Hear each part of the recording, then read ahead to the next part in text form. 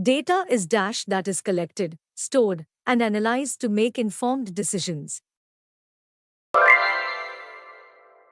In a grocery store, the list of products sold and their quantities is an example of dash.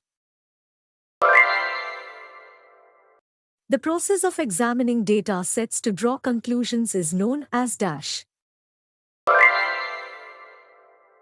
Dash data involves numbers and can be measured or counted. When you check the weather forecast on your phone, you are using dash to plan your day. Social media platforms use dash to recommend videos or posts you might like. In healthcare, patient records, including symptoms and medical history, are important dash. The dash of a book can be considered data for a librarian. GPS navigation systems use dash data to provide directions.